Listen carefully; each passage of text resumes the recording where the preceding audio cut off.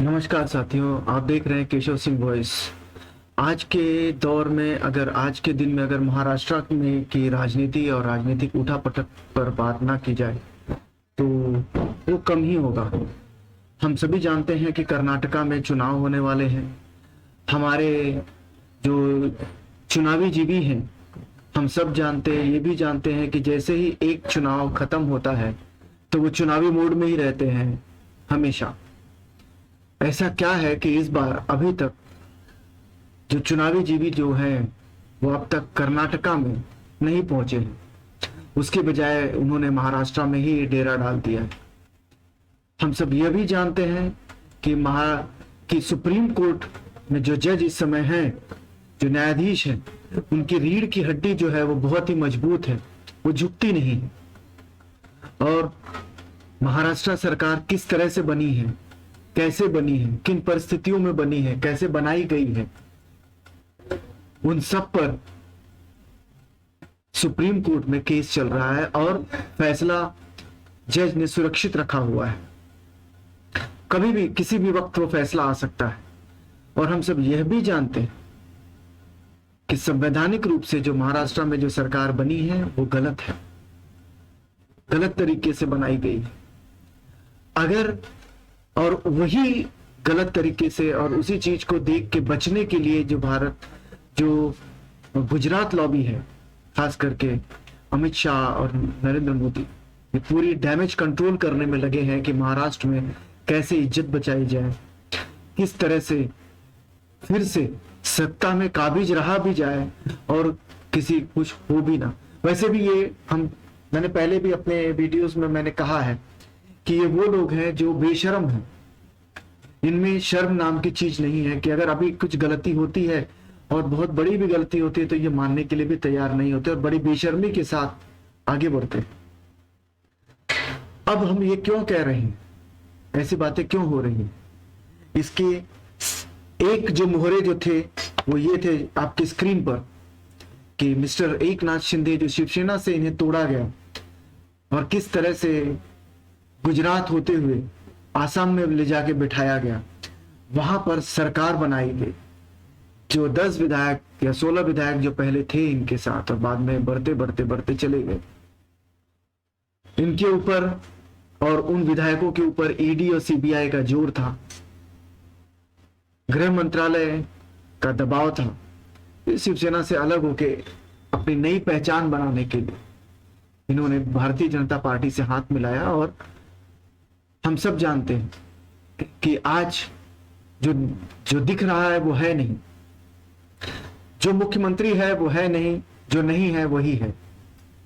तो ऐसी परिस्थितियां उत्पन्न हुई हैं, बन गई हैं महाराष्ट्र में। डर क्या है अमित शाह, कहीं वो शुरू के जो 10 या 16 जो भी गए थे, अगर वो डिस्क्वालीफाई हो जाते हैं तो ये सरकार जो है अब वो अल्पमत में आ जाती है। अल्पमत में आ जाएगी तो इनका डिस्क्वालिफिकेशन जब होगा तो वैसे ही ये खत्म हो जाएंगे और इसके बाद के जो विधायक इनके साथ गए हैं वो भी डिस्क्वालीफाई हो जाएंगे, तो वो बाहर हो जाएंगे। तो सदन में जो हाउस में जो सदस्यों की संख्या है वो कम हो जाएगी। वहां पर सरकार बनाने के लिए उन्हें कुछ नंबर्स की जरूरत पड़ेगी। अब वो नंबर कहां से आएंगे? शिवसेना को राज्यपाल पूछेंगे नहीं, क्योंकि उन्होंने फ्लोर पे जाने से पहले इस्तीफा दे दिया था। ये फिर से अपना दावा पेश करेंगे। अमित शाह है जिन्हें चाणक्य लोग कहते हैं, मैं तो कहता हूं ये जुगाड़ू आदमी है, जुगाड़ से अपना काम करते हैं। तो इनकी जुगाड़ जो चल रही है वह एनसीपी, जो इन्होंने शिवसेना के साथ में किया वही एनसीपी के साथ में चल रही है। और हम यह भी जानते हैं कि किस तरह से अजीत पवार ने, जो शरद पवार के भतीजे हैं, सुप्रिया सुले के चाचा हैं, उन्होंने किस तरह से रात भर की 12 घंटे की या 24 घंटे की एक सरकार बनाई थी कुछ विधायकों को लेके, और उसके बाद में फिर से घर वापसी की, एनसीपी में है और फिर वही एनसीपी शिवसेना कांग्रेस के साथ में मिलकर फिर सरकार बनाती है। और उसे भारतीय जनता पार्टी अपनी केंद्रीय जांच एजेंसियों के सहारे तोड़ ताड़ के वैसे मैं ये नहीं कहूंगा कि तोड़ ताड़ के, क्योंकि जो आदमी गलत किया है वो तो झुकेगा ही। अगर आपने पाप किया है तो अपने पाप को बचाने के लिए आप झुकोगे ही। तो सरकार, ये जो भारतीय जनता पार्टी की जो सरकार है, भारतीय जनता पार्टी जो है, वो हर हाल में, किसी भी परिस्थिति में, कहीं पर भी, वो सिर्फ और सिर्फ अपनी सरकार बनाना चाहती है। सरकार से कम पर उसे कोई समझौता नहीं, और उसके लिए वो किसी भी हद तक जा सकते हैं। तो जो हम आज ये देख रहे हैं कि ये क्या चल रहा है, वो यही है कि अजीत पवार को ये तोड़ेंगे, अजीत पवार इनसे मिलेंगे, और एनसीपी के कुछ 10 विधायक जो है वो शरद पवार के पास गए थे, ऐसे कुछ सोर्सेस बता रहे हैं। उनके ऊपर ईडी की इंक्वायरी चल रही है, बहुतेक वो शायद वो जेल भी जा सकते हैं। तो वो अगर इस्तीफा देंगे तो और सदन का नंबर कम हो जाएगा। ऐसे केस में अजीत पवार अगर कुछ विधायकों के साथ इनके साथ मिल जाते हैं तो भारतीय जनता पार्टी की साख बच जाएगी और वो सरकार बना लेगी। लेकिन ये सारी चीजें जो है, ये कवायद चल रही है। इससे पहले अगर कहीं सुप्रीम कोर्ट का निर्णय आ गया और कर्नाटका का चुनाव सामने खड़ा है, तो भारतीय जनता पार्टी का बहुत ही छीछा लेदर होगा। तो इनकी कोशिश यही चल रही है कि उसके पहले सरकार बना ली जाए। अब आप इन महाशय को देख लीजिए।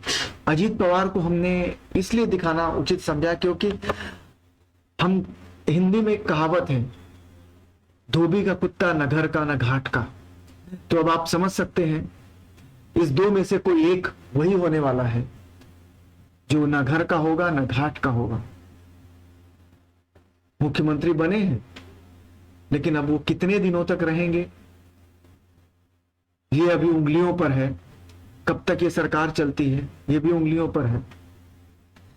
महाराष्ट्र की ये जो सरकार है वो डेवलपमेंट और ये सब छोड़ के आज वो अपनी सरकार बचाने और पॉलिटिक्स में लगी हुई है। सिर्फ और सिर्फ पॉलिटिक्स का काम चल रहा है और कुछ नहीं कि सरकार कैसे बचाई जाए। और आने वाले समय में लोकसभा का भी चुनाव है, तो भारतीय जनता पार्टी चाहती होगी कि महाराष्ट्र में जब चुनाव हो लोकसभा का, तो उस समय वो सत्ता में हो। तो सत्ता की चाबी उनके पास होगी, ताकत उनके पास होगी और यंत्रणाएं जो है वो उनके साथ होंगी। तो इसके लिए जो सबसे मुफीद चेहरा है वो अजीत पवार का है। तो अब हम सब यही देखते हैं कि महाराष्ट्र में एकनाथ शिंदे और कितने दिनों तक सत्ता की जो चाशनी है उसे ले पाते हैं, और अजीत पवार कब, अब और एक परिस्थिति बनती है कि क्या अजीत पवार को मुख्यमंत्री बना दिया जाएगा। सवाल बहुत बड़ा है, जवाब जुगाड़ू के पास है। धन्यवाद।